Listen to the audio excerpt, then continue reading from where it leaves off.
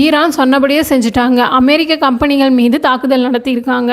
அது மட்டும் இல்லாமல் அமேசான் மட்டும் இல்லை, இன்னும் பல கம்பெனிகள் லிஸ்ட்டில் இருக்குது. நேற்று நைட்டு ஈரான் நடத்திய தாக்குதலில் முக்கிய தொழில்நுட்ப நிறுவனங்கள் இலக்காக வைக்கப்பட்டிருக்கு.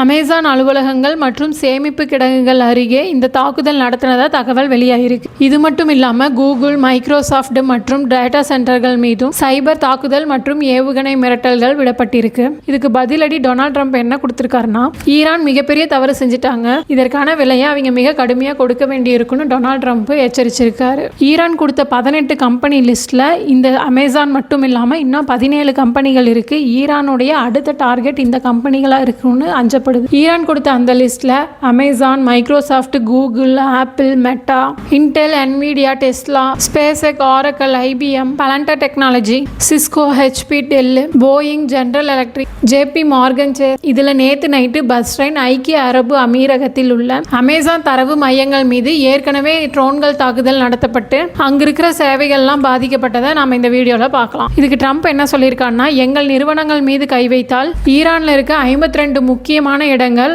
அணுசக்தி உட்பட எல்லாமே தரைமட்டமாக்கப்படும் என ட்ரம்ப் ஆபரேஷன் எபிக் ஃபியூரி மூலம் எச்சரிச்சிருக்காரு. ஈரானுடைய பிளான்ல இருக்கிறது தொழில் நிறுவனங்கள். இதுல கூகுள், மைக்ரோசாஃப்ட், மேட்டா, ஆப்பிள் இந்த லிஸ்ட்ல இருக்கிறதெல்லாம் இருக்கு. அது மட்டும் இல்லாம எரிசக்தி நிறுவனங்கள், சவுதி அரேபியா மற்றும் இஸ்ரேல்ல இருக்க அமெரிக்க எண்ணெய் சுத்திகரிப்பு நிலையங்கள், அது மட்டும் இல்லாம நிதி நிறுவனங்கள், அமெரிக்க வங்கிகளுடைய டிஜிட்டல் கட்டமைப்புகள் மீதும் சைபர் தாக்குதல் நடத்த வாய்ப்பு இருக்கு. இந்த வார்ல ட்ரம்ப் என்ன முடிவு பண்ணியிருக்காரு, ஈரான் அடுத்த பிளான் என்ன, இஸ்ரேல் என்ன முடிவு பண்ணியிருக்கு, ட்ரம்போட அனௌன்ஸ்மெண்ட் என்ன, இதுக்கு ட்ரம்ப் பதிலடி கொடுக்கறதுக்காக என்னென்னலாம் எச்சரிச்சிருக்காரு, அதை பற்றி நான் ஒரு ஃபுல் வீடியோவாக போட்டிருக்கேன். கீழே லிங்க் கொடுத்துருக்கேன், மறக்காமல் அதை போய் பாருங்கள். ஈரான் கொடுத்த இந்த பதிலடி சரியானதா? உங்களுடைய கருத்துக்களை கமெண்ட்டில் சொல்லுங்கள். இந்த மாதிரி அப்டேட்டட் நியூஸுக்கு நம்ம சேனலை மறக்காமல் சப்ஸ்கிரைப் பண்ணிக்கோங்க.